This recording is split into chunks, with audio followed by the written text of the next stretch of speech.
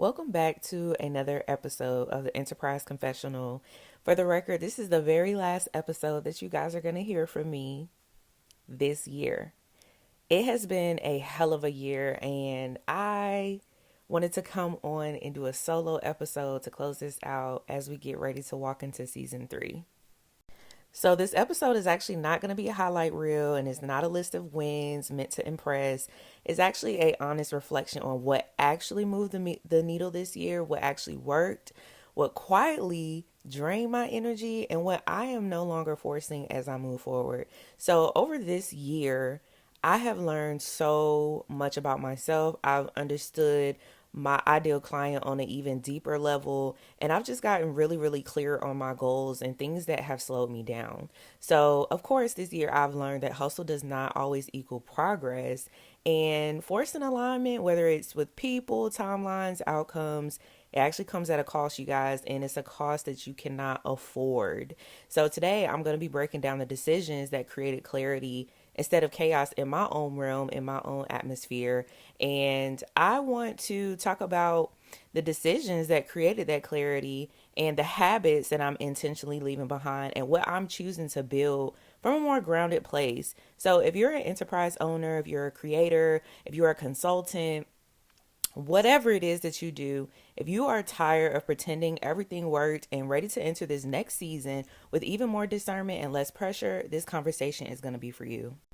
Y'all, just coming right out the gate, I have to be honest, this was probably the least hustle energy I've ever had.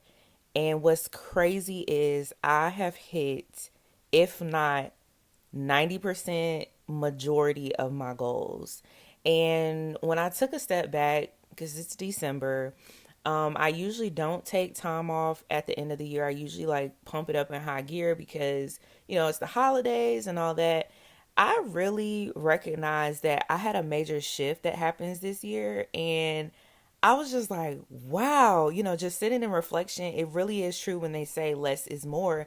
And I don't think people understand that there's multiple different ways that this saying could apply to what it is you do in your life. This year required complete honesty. And I think when we hear the word honesty, we think about it in so many different ways that we almost like overlook the meat of what it really means in business or whatever it is that you do. So, a lot of people are not paying attention to what's going on around them in their businesses. And I think that's why majority of the time people are not able to get the results that they really want. In order for you to really move the needle, you truly have to be so honest with yourself. And if you're unable to do that, you have to align yourself with people who are going to be cutthroat honest. And this isn't meant to be in a mean way, but the reality is a lot of times people do not realize what's holding them back because they're so used to operating in that manner.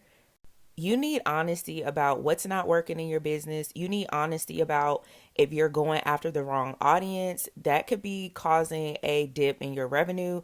You need honesty about your systems, and you need honesty about your boundaries. And I think this is a thing that a lot of people are overlooking. And when I look back and I saw my data from this year, from not only myself, but also I'm analyzing data from all of my clients, a lot of people were not in a place to really receive that honesty. And unfortunately, I believe that sometimes people will assume that you're hating if you're being honest about things that need to be cleaned up in their business. But in reality, it's actually going to help you in the long run if you have those types of eyes on your businesses. I think sometimes when we talk about having to have faith in business and be delusional, I think sometimes we can lean too far into delusion when it comes to businesses. And I'll give an example. If you know that your ideal client is someone who would happily pay, let's say, 4K for your offer, it wouldn't make sense to put that offer in a community who clearly can't necessarily afford that offer. And again, what I'm saying actually sounds really obvious, but you would be surprised at how many of you that are listening to this are probably doing this and you don't realize it. This is why it's so important for you to continuously do your market research and really look at what it is that you do, who it is that you're serving, the ideal client that would fit, and the price point. Because when we operate from delusion in our business and we're not really honest about, hey, can this person that I'm actually, talking to necessarily afford this offer? Would it make sense? Or is there something that I could downsell them into? This right here will actually save your business, especially going into 2026. And again, to sum this all up, honesty. Honesty will literally allow you in so many different ways to grow your business and make the most money that you've ever made. And I want to circle back and say everything yet again that I talk about on any of my episodes, these are things that I've actually been through. There was a point in time where I had to really be realistic and understand that beauty professionals just were not able to invest at the level of price point that my services were worth. And they were worth a lot. And that took some getting used to for me to basically like go through this process of like cutting out the people that I thought I was meant to serve forever. And what you'll learn is when you become that brutally honest with yourself, the world just opens up. And it's so crazy because here I am now. I'm serving different industries. I still serve some beauty pros, but majority of the industries that I serve, I wasn't able to serve them until I got completely honest about what it is that I needed to do to really move the needle in my business. So for this part right here, I want you to take this down. Honesty. Honesty is the number one revenue driver in your business, point blank, period. Another thing that worked this year, y'all, and it's going to sound so funny when I say this, making decisions that created ease and not adrenaline. I think sometimes that we are so caught up on like everything being fast paced, and we tend to replicate that energy in so many different areas of our lives or in our businesses and our services. And unfortunately, sometimes this will bite you in the behind. And it's not fun having to do the cleanup after this. And so I'll give you an example of something that actually happened to me this year. So I really, really became even more intentional about my chosen set of collaborations. I said going into 2025, I wanted to do more collaborations, but I didn't really hone in on the specifics of what it is that I was asking for. But luckily, I noticed right away in the top part of the year, and I said, okay, let's go back to the drawing board. What type of collaborations would make sense and also have a sense of ease in your business? So, if you're new here, I am hands down one of the people that's always going to push for you to collaborate because collaborations is a great way to market your business. But there are stipulations that you have to be mindful of. For example, you don't want to cross collaborate with people that don't have your same work ethic. You definitely don't want to collaborate with people who are not intentional about what it is that they're putting out. You don't want to collaborate with people that are misaligned with what it is that you're doing. And so sometimes we can be so excited, to have our first collaboration or whether it's a brand deal or, anything like that. It could even be one of your favorites that might be in your industry that you're kind of aligned with. But then when you get on the back end, you start to notice how messy things are and it may not align with your direction that you're going in. This is where the decision making comes in, and this is what I'm talking about, making a decision that comes with ease, that creates that ease and not adrenaline based. Because unfortunately, sometimes when you're in survival mode, I get it, you're wanting to take on all the opportunities that you think are gold or that you think would make sense. But when you start to notice red flags, it's important that you abort mission right away. Trust me, everything that I have experienced on this journey, these are things that actually I've been through, and I've been able to turn around and save my business and save my mental health, most importantly. The next thing that actually worked, systems, honey. Systems, boundaries, those two front and backwards overall literally saved me this year. And when I tell you, I'm literally still seeing the fruits of all of the work that I put in last year when I went back to the drawing board and constantly refined. And I'm still in the refinement process of what it is that I do. But I want you to take away this part. I literally will say this year, with me auditing people, having consultations, having so many different conversations, hosting workshops, classes, working with people, working with paid clients, majority of the people I have worked with do not have any systems in place. Unacceptable. Unacceptable to move into 2026. And this is not coming from a judgment perspective. This is just me being real and being honest, because I'm the queen of collecting data and asking questions, figuring out what it is you need to move forward.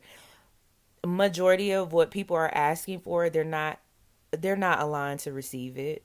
They're not aligned to receive it because their processes are chaotic. And when I say systems, I don't mean having like this perfect, I don't know, software or something that you're going by.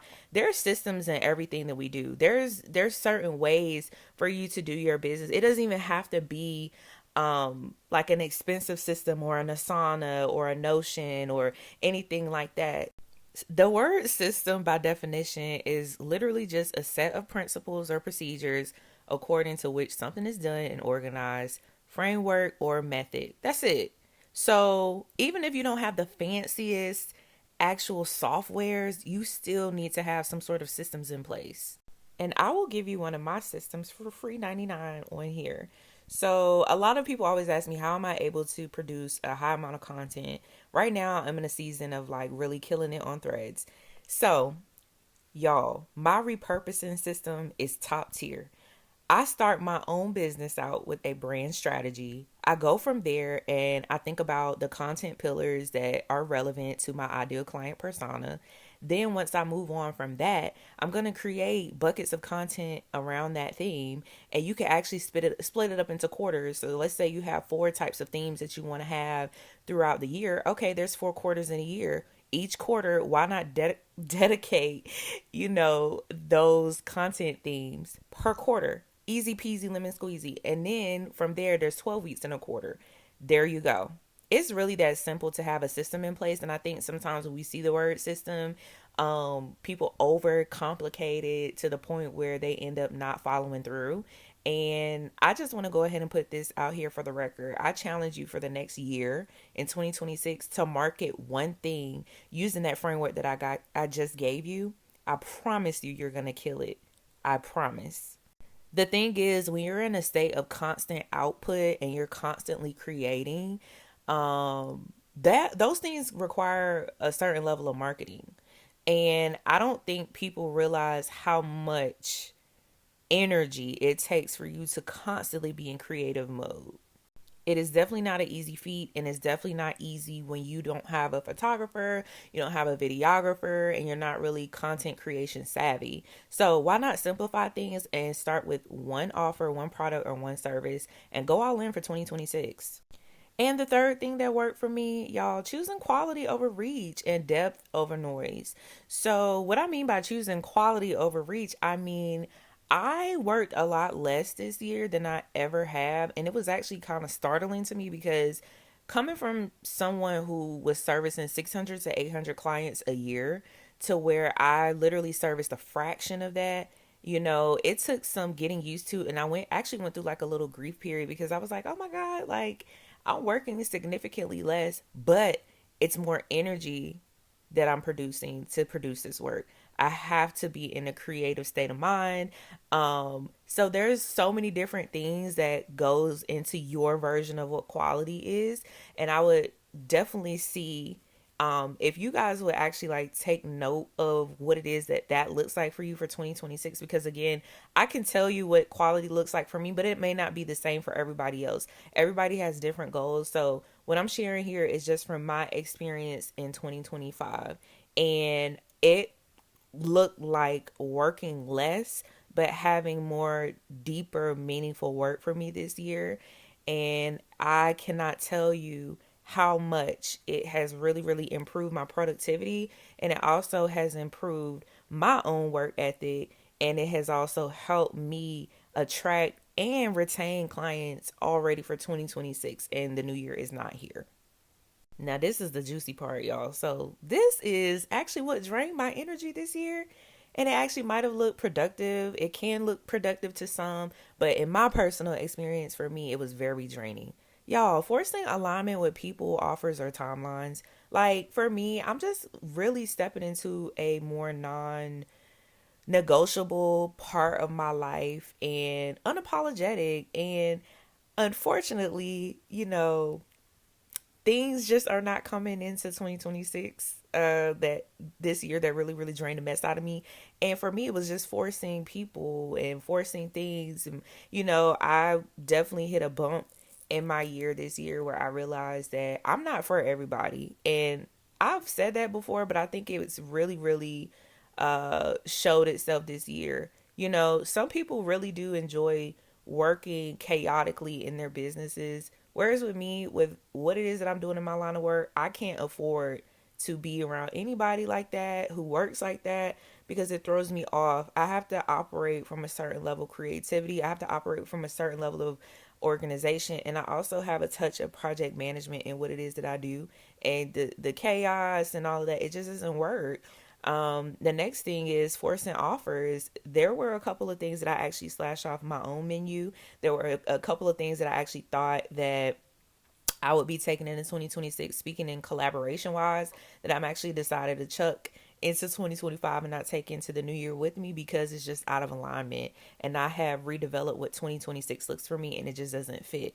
And lastly, timelines. Now, I'm going to tread lightly when I say this because there is an importance of having a timeline, having time management in place.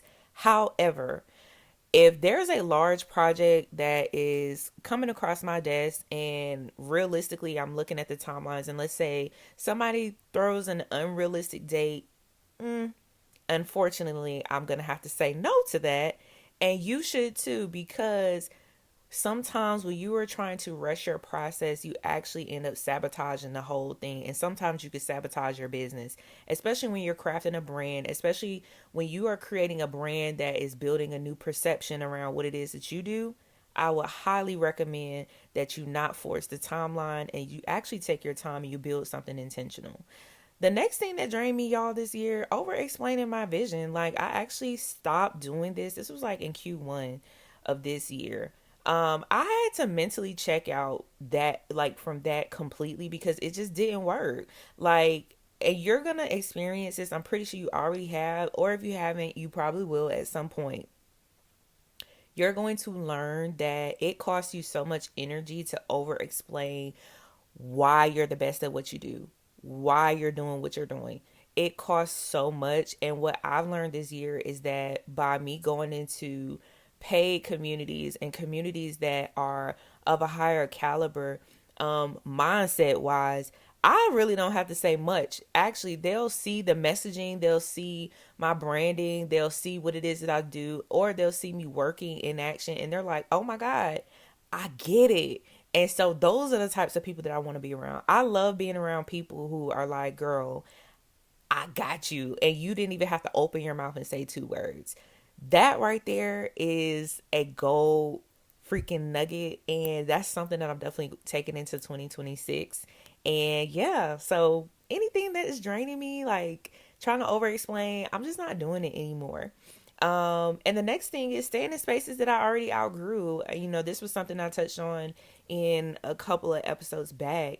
Just talking about, like, when you get to a point in your business or in your life, there's going to be times where you're just going to outgrow people. And it's not anything personal. You're going to outgrow people. You're going to outgrow communities. There's a way for you to discern and pick that up. And that's not something I can necessarily tell you exactly, but I do know that sometimes it could start building a little bit of resistance. When you're staying in spots that you have clearly outgrown, you feel like, I'm not really able to take much from this. It's time for me to move on because now it's to the point where I'm not really being fed the way I know that I need to be fed. And so I respectfully am just going to move on. The next thing that I wanted to talk about is how all of these things that you've experienced or I've experienced, they actually will prepare you for the next year. And I want to give you a couple of gems that you could take away from this and actually implement it and start now. Start crafting your 2026 now. I want you to make a list of the things that you feel like you have experienced this year that it's preparing you for. And so what it looks like in a list is literally write down all of the failures that you've experienced this year. They could be big or small.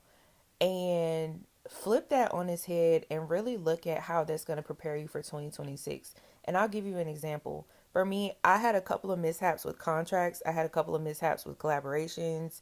I've had issues with like integrity situations, and so what it's doing is reshaping me for my 2026. And as I said, as I started to analyze my year, I said, okay, these are no brainers that I'm not doing in 2026. So let's slash this right here and let's recreate what this list looks like for 2026, and let's start designing from there. The next thing is capacity. So your capacity will absolutely be the reason that you will or will not meet your goals. And so, as someone who plans based off of quarters, I kind of look at what it is that I'm able to afford to create on an energy level, because what I realize with me, I'm operating a lot in my creativity. I'm operating a lot, just looking at screens and all of that. So, would it be realistic for me to see 20 clients a month? Would it be realistic for me to see 50 clients a month, 100? Or would it be realistic for me to see 10? That really just depends on who you are, what type of business you have, and what you're offering. All these little nuggets, these all fit together like a puzzle piece, and this will also help you craft your 2026. So, the question here is, what type of capacity do I have to produce said goal for 2026? And if I don't currently have the capacity, what do I need to do to get there? That is a bomb question, and I think all of you should definitely reflect on going into 2026, because this will set you up right for you to know exactly what it is that you need to do moving into Q1. And the third thing is, when we talk about having momentum, momentum is a huge, huge, huge thing aside from capacity. And so, what do I need to do momentum wise in order to meet some of my goals? So, my next season is going to look a little bit different. I'm not forcing momentum. So I understand that I plan on a different level for what it is that I'm offering, and it's gonna have to look a tidbit different for me for next year. So yeah, what does momentum look like for you? And are you gonna be forcing it, or are you going to get yourself there energetically so that you can meet those goals? And for those of you who want to increase your momentum, the best piece of advice that I can give you: prepping, repurposing. Those two right there are going to be your BFFs if you're really trying to produce at a high level and up that momentum a little bit. So, I want to close out this episode by letting y'all know that your 2026 can be your best year yet.